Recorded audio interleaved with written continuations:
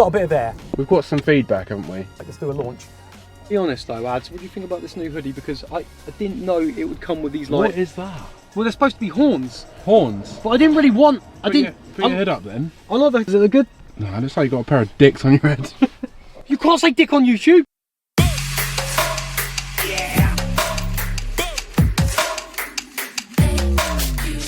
And today we've got another car to show you. It's the Range Rover Evoque plug-in hybrid. And Ollie, what are we going to do today? Well, today is going to be a very interesting and exciting one because this is my friend's car and I was with him when he purchased it and I was with him on his journey, choosing what car he was going to have. Brand new from the start, and I'll tell you the whole journey because it is interesting. And also I'm going to show you some cool features of this car. I've tested pretty much everything, so I'm going to do a full extensive review. And I'm going to finish up with telling you a really cool secret about the plug-in hybrid. This is the P300E. Stay with me because I think you're really going to love this secret. Let's go.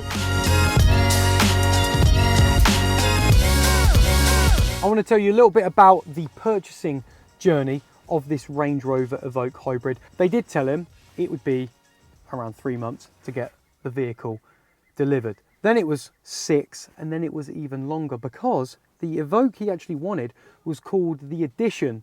Now the Edition they stopped, so then he had to spend a little bit more money, which was a little bit annoying, right? Because you want to spend more money when you're buying an over 50 grand car anyway.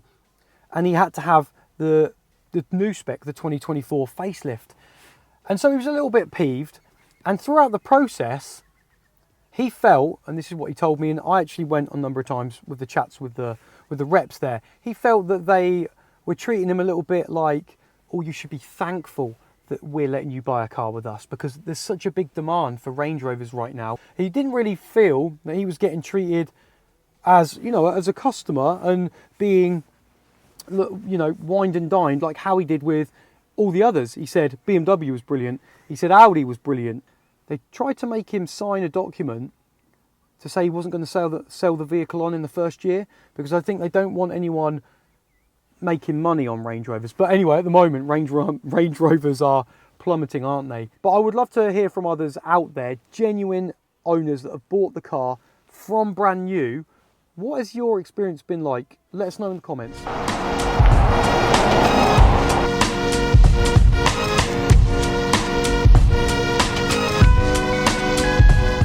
Okay, let's talk about some stats then with this Range Rover P300E plug-in hybrid.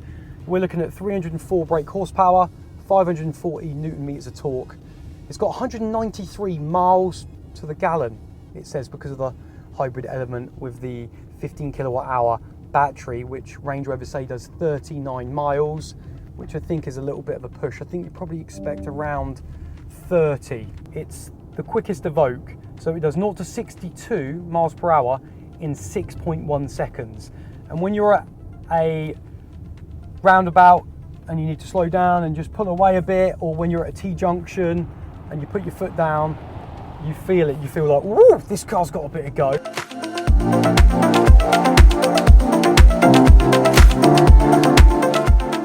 Right, let's walk around this car because there's a few changes to the last gen.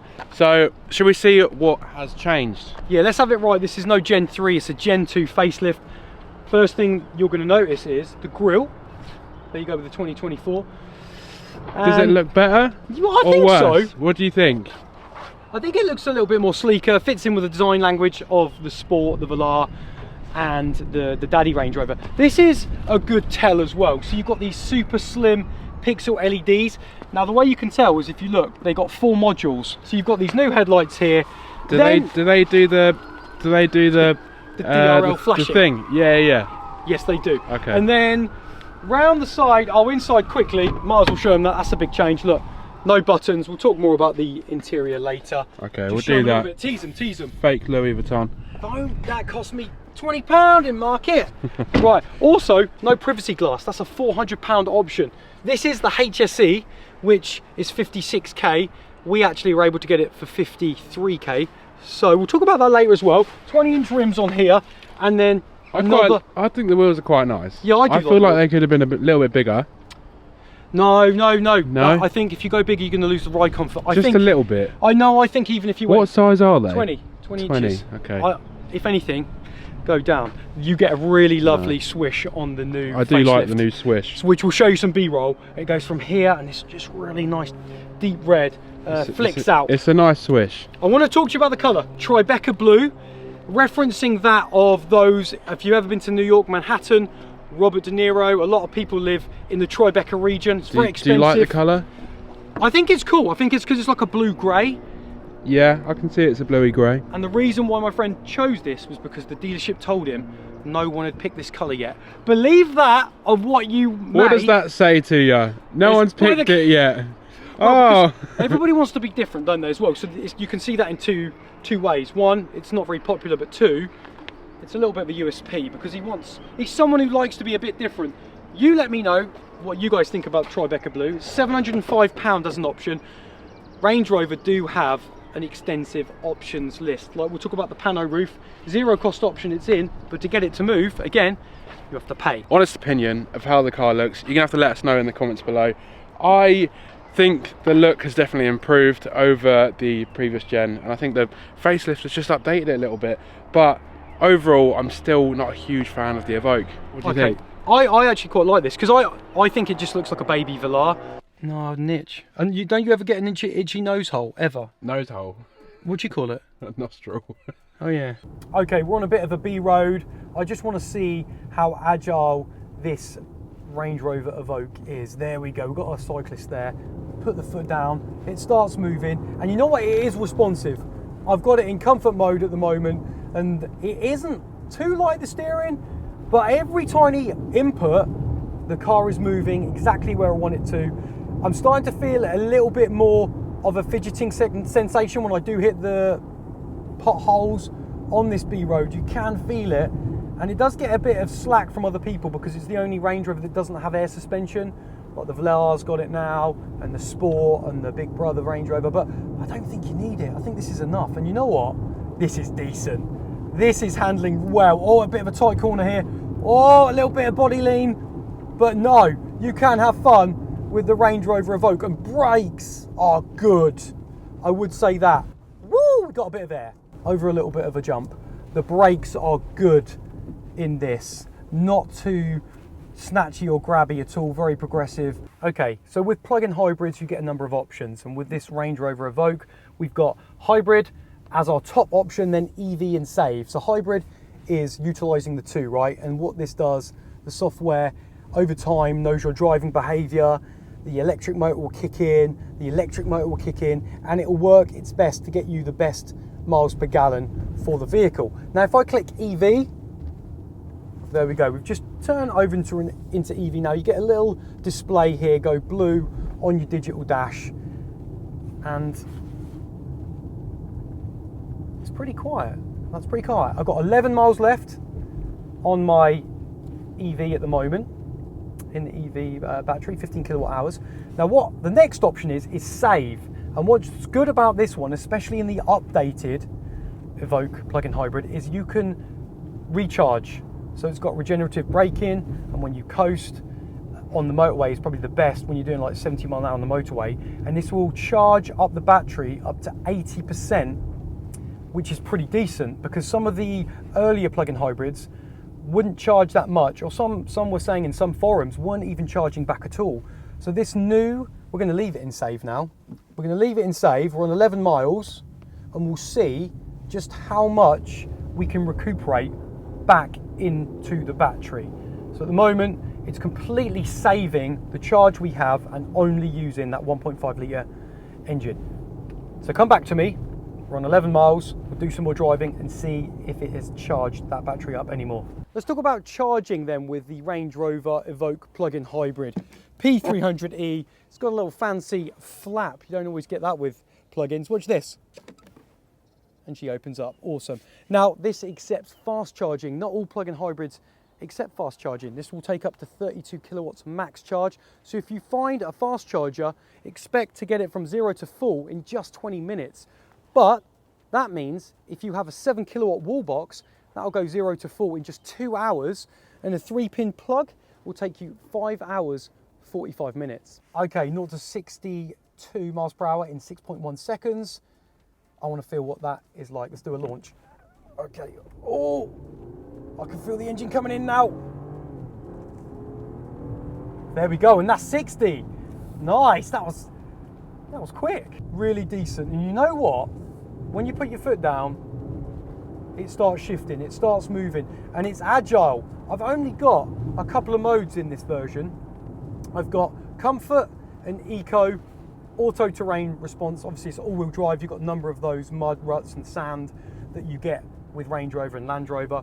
But I've basically got comfort and eco. I think you have to spec a dynamic pack to get the dynamic mode so you can customize certain things. So between the comfort and the eco, there's not much difference really.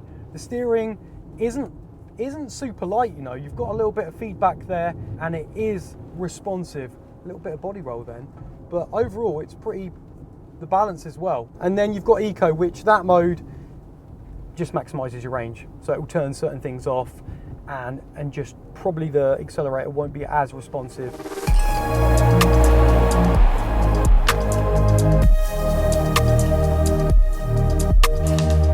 Okay, right, let's talk about the interior of this car, because we've got some feedback, haven't we?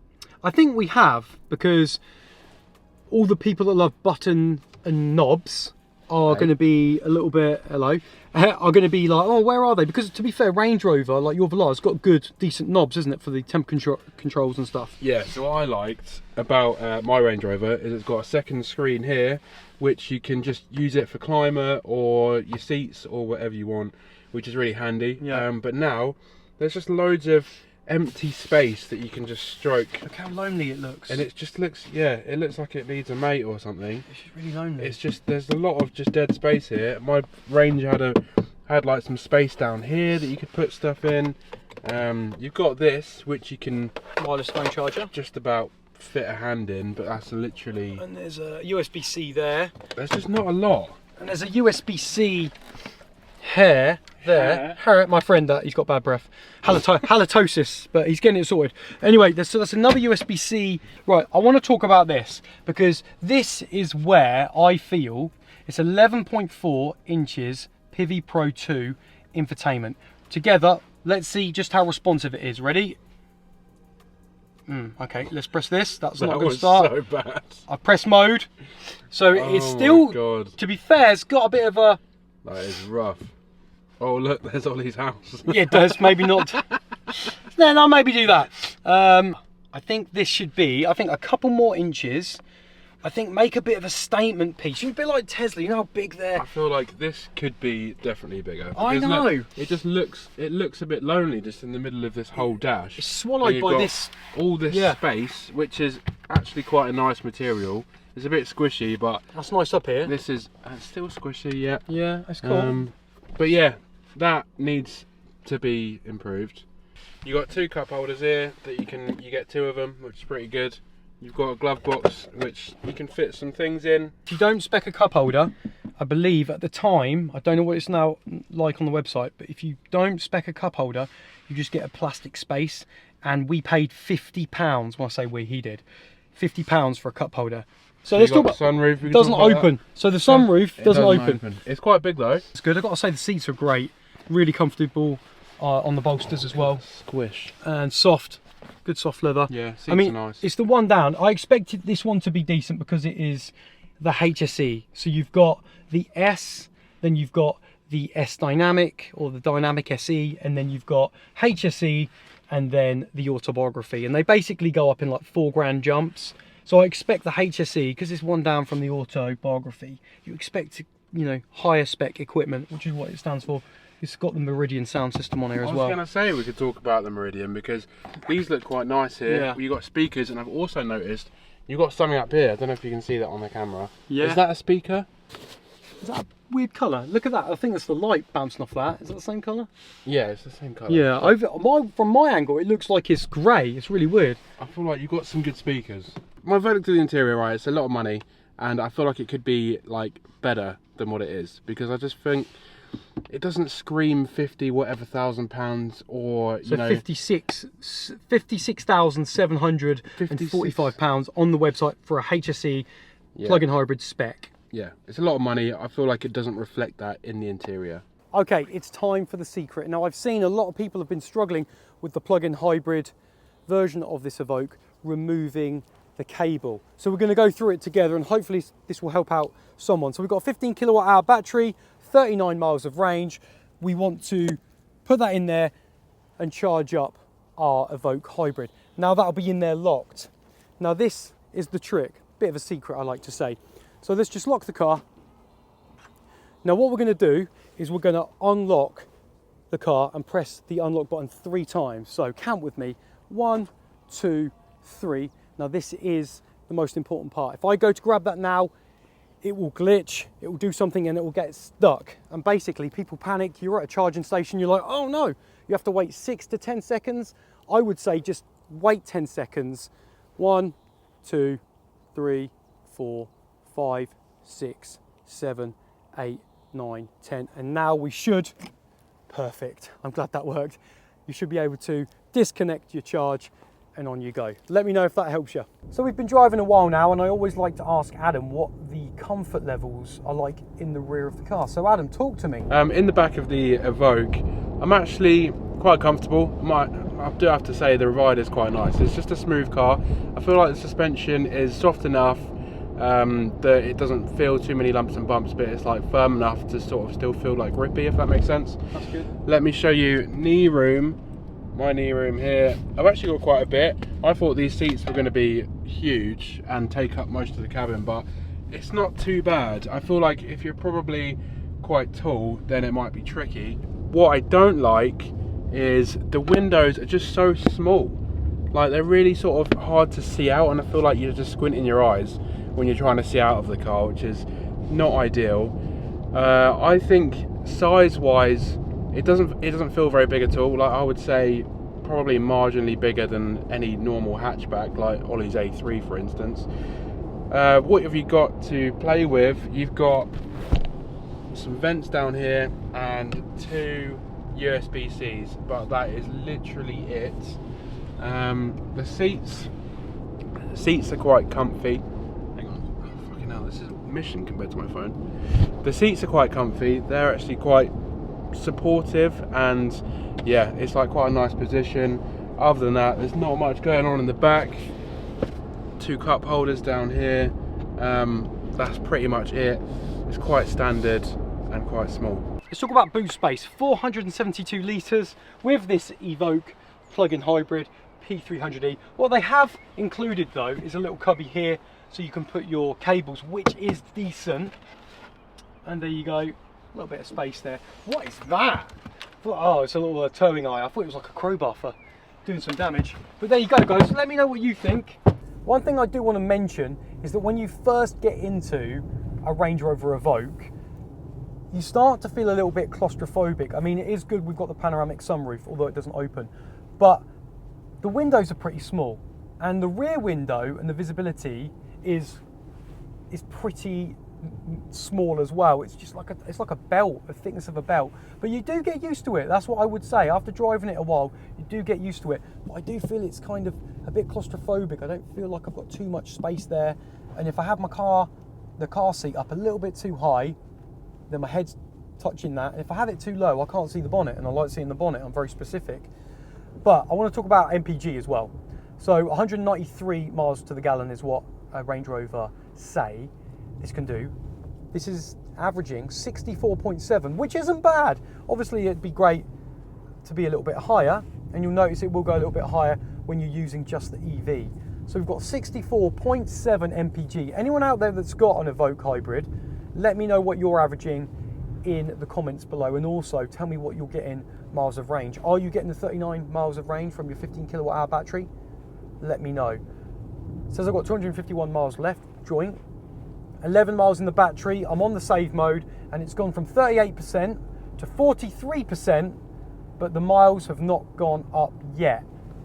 So I'm yet to see an extra mile be added into the battery. But yeah, I would love to know, and it's a great resource for others that are doing some research on YouTube, looking at these hybrids. What miles are you guys getting? Let me know in the comments. One thing that you can get on the Evoques now is the Air Purification Plus package. This car doesn't have it. I believe it comes with the Comfort Pack, which is £880. But if you're someone that suffers with hay fever like me, it basically gets rid of all the pollutants and dust within the cabin and and chucks it all out, so you're only breathing the freshest of air. And I love that, because I suffer bad with my hay fever. Right, so we want to talk about what other cars you can get that are similar to this, about some competitions. Let's go and have a little chat with you. Okay, About this firstly, car. I'll tell you what my friend was looking at, and he was only 2 hybrids he was looking at, plug-in hybrid. An Audi Q3, because he liked the look of that, plug-in hybrid, but that's like a 45 grand car. We actually reviewed that car as well, the black edition, so that's on the channel if you want to have a look. And then this, because he didn't want the car too big, he wanted to keep it small, and he just wanted plug-in hybrid. And anyway, he went with this because he just liked the look, and although it was a little bit more money. But obviously, Adam, what do you think over competition-wise? I mean, I quite like the size of this car. I feel like if you haven't got a family and you haven't got like loads of stuff to carry around, but you still want that sort of Range Rover brand, it is a nice size, and I feel like it's comfortable. It's a great car. But I think competition-wise, you're going to be choosing between maybe like an X3 or an X1 or yeah, they got a BMW X3 plug-in hybrid. They've also got a Disco Sport plug-in hybrid, but then that's not a Range Rover, it's a Land Rover. There's a little bit more focus on style and elegance of Range Rover, so it makes sense, I think, to go for that. And then you got Audi Q3. Yeah, the plug-in hybrid we just spoke about, the black edition. Oh yeah, we found that quite underwhelming though, didn't we? Yeah, especially inside. I love that it had a recharge button on the e-tron modes, which is good. It had 4 e-tron modes, different for the battery, which was cool, and it did charge back well, but the interior was a bit... It did let it down. There was no USB-Cs in the back either. No, there was like nothing going on. So. But yeah, so, and then in the end he didn't like that, just because he thought this had a little bit more presence than that. And then you've got obviously the Kia Sportage, but again, my friend wanted kind of like a premium brand, yeah. German? Well, no, German with the Audi. That's why he was looking at that. Oh, okay. He wanted like German or Land Rover is not German. Yeah. And so yeah, and that's why he's gone down this route. I mean, it is a cool looking car, and he loves the size. He says to me, I love the size. It's not too big, and he doesn't use it much at all. It's 844 miles from new, and yeah. So let us know, guys, what competition you would have. What would you have? Plug-in hybrid. Let's keep it plug-in hybrid. What would you have over this? Or what looks better? I don't know what you'd have over this, because I find from that chat just now, we've sort of realised that this is probably going to be one of the ones you take. If you're looking at premium and you don't want to go down the Ford Kuga, the Kia Sportage. Yeah, I mean, to be fair, I'd probably have the X3. Yeah. What about you? I'd love to have a go. I'd love BMW if you're listening. That's the one brand we need to nail. Excuse the pun. We need to get a BMW, a few loans, because I want to try some plug-in hybrids. Yeah, we want to try some plug-ins. So that has been our episode on the Range Rover Evoque plug-in hybrid P300E. I'd love to know what you guys think about it. One word, it's smooth.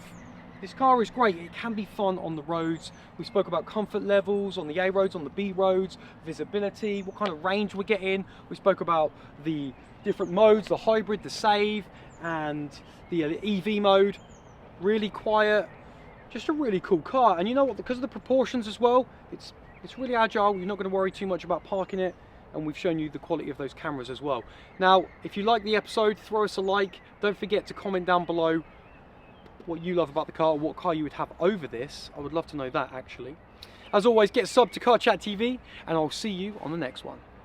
If you've made it this far, thank you ever so much for watching. I've just popped up 2 more videos on your screen that you also may like. If you do watch one, let me know what you think.